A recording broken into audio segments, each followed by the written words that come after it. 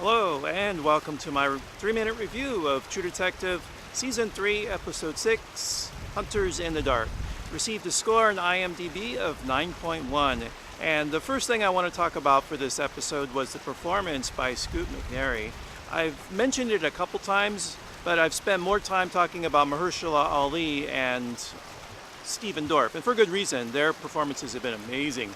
But Scoot McNairy's unsung performance as Tom in this episode, where we see him break down in the interrogation room, was all emotion.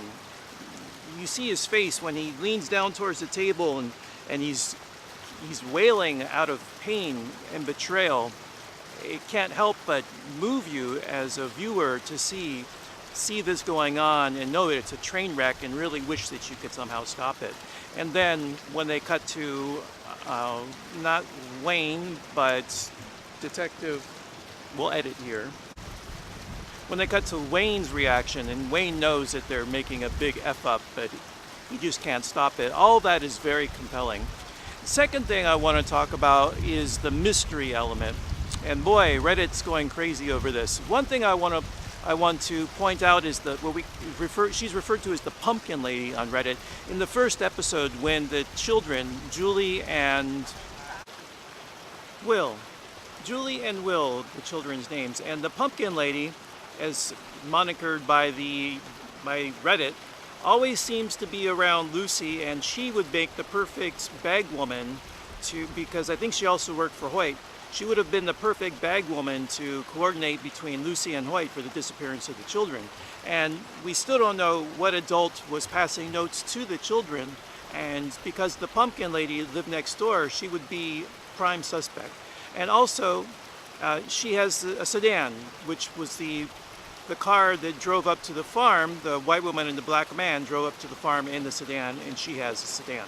And then also, to return to the first episode, one of the children in the neighborhood that saw Julie and Will as they drove off, there's a scene in this episode where Amelia goes to a halfway house or orphanage for girls. I think it's a halfway house. And as she's interviewing the girl, we get a scene of someone, a leaf blower, coming up to the house on the outside. And it was pointed out that the machine he uses, it's either a lawnmower or a leaf blower. The name of that machine, that company is owned by the father of that son who saw the children go missing. I don't remember the son's name, the boy's name, but he's interviewed by Roland and Wayne that's the boy that Wayne does the lightsaber sound with. So another hint of a greater conspiracy within the town.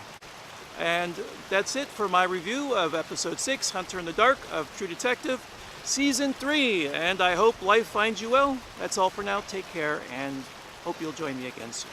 Bye.